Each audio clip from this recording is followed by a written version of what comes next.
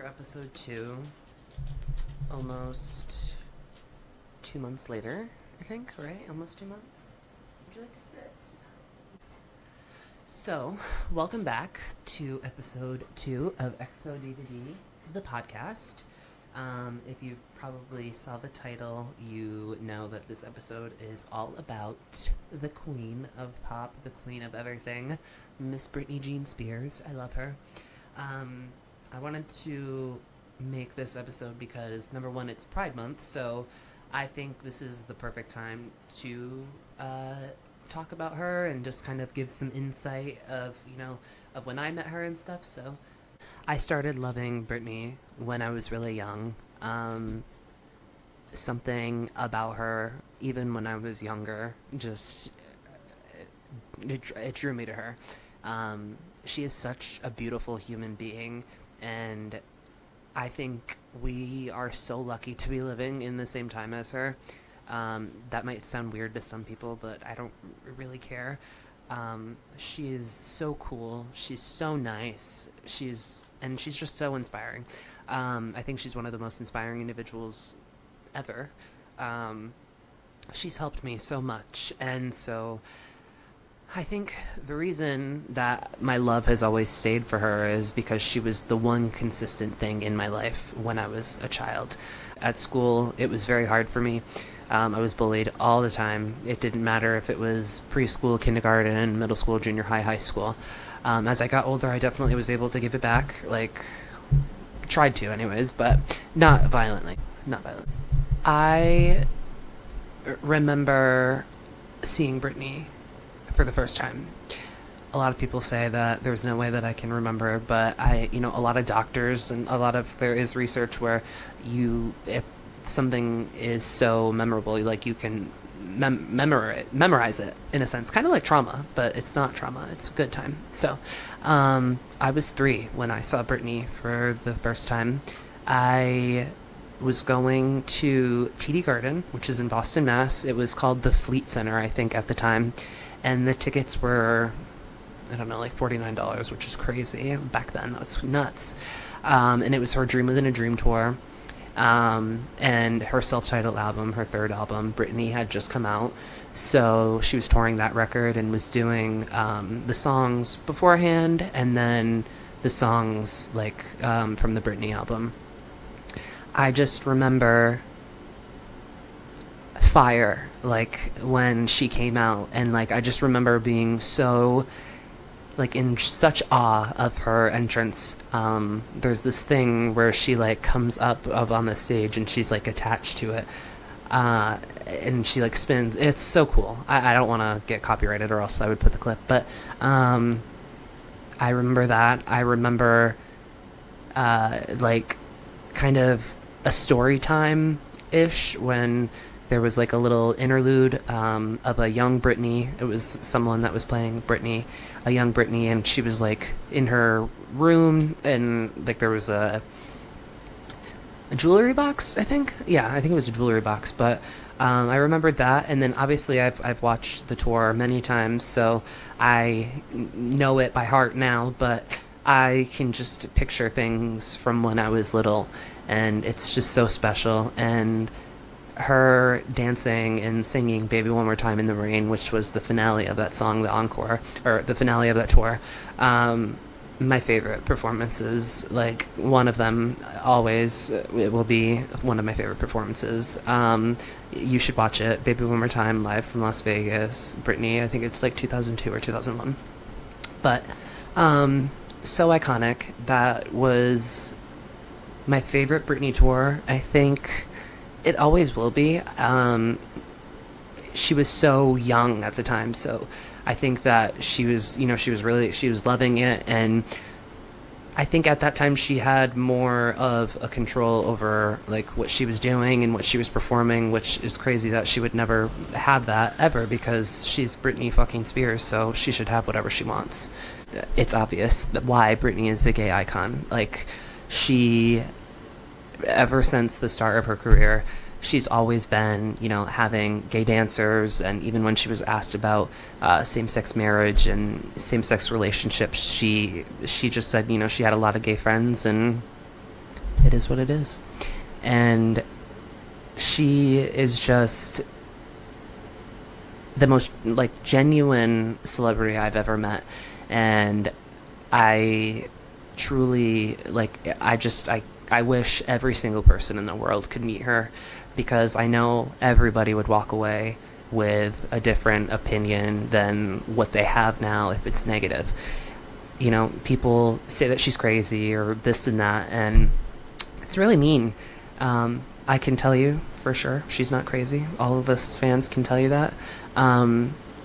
She's just Britney Spears. She's her own person, and I'm my own person. We're all our own people. She has so many great songs. I can't even pick my favorite. One of my favorites, obviously, Stronger. I love that song. Another favorite of mine would be Amnesia. I love that song. That's like a deep cut, I think, from the Circus album. I don't know if that's like on streaming or whatnot. Love that one. I love What You See Is What You Get. Very good. I used to sing and dance to that all the time when I was little.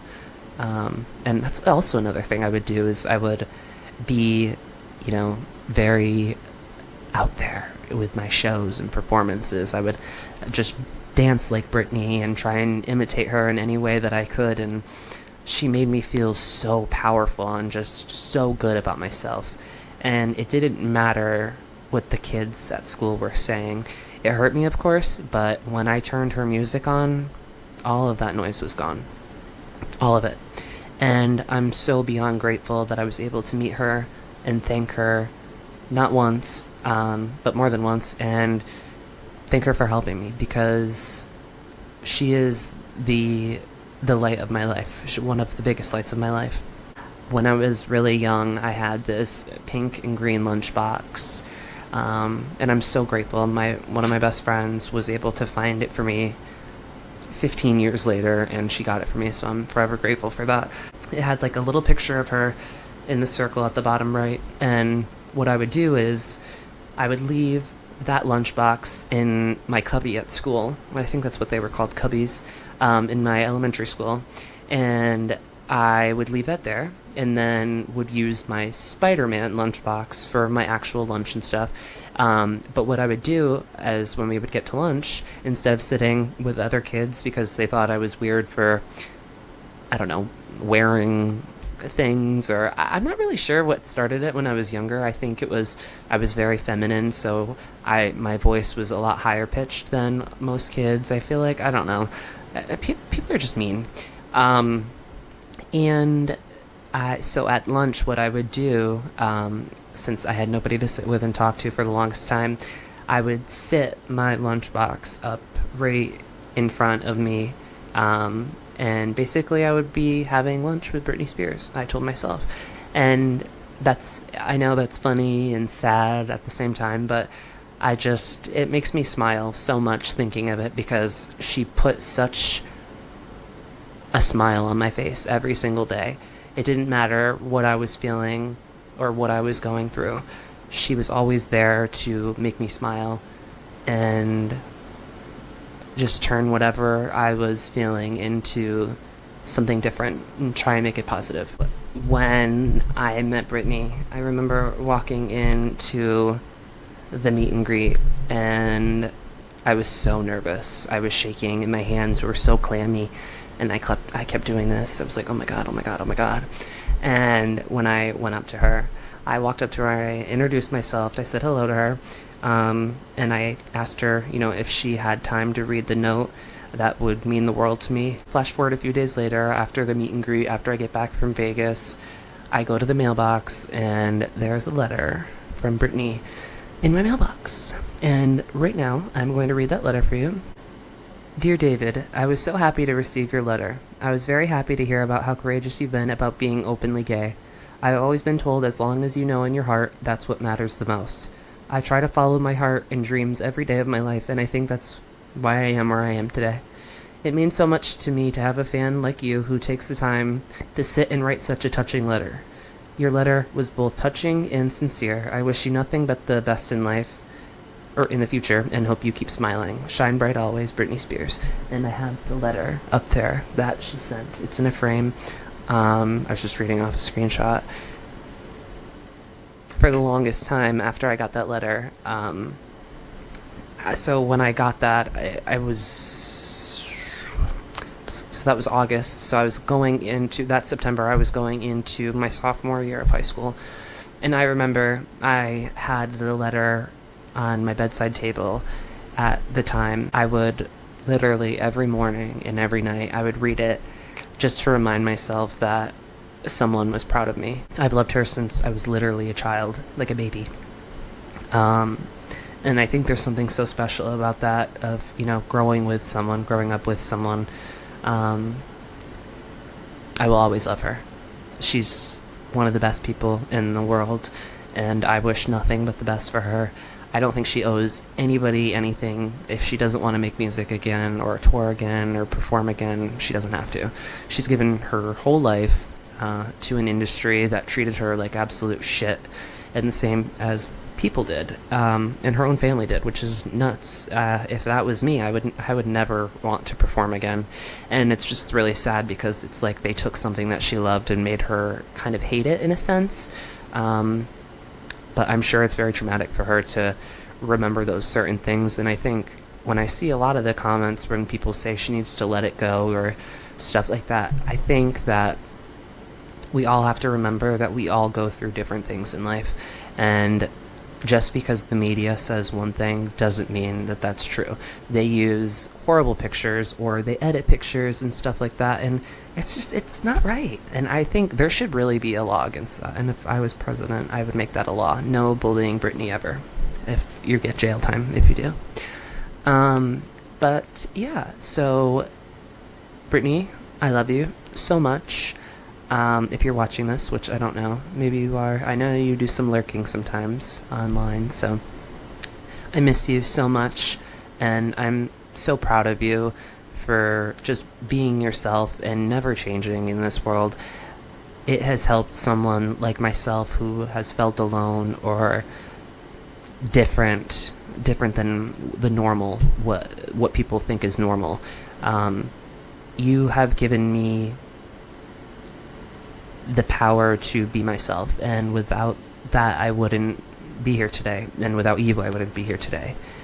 You saved my life, you helped me, and you've saved and helped so many lives.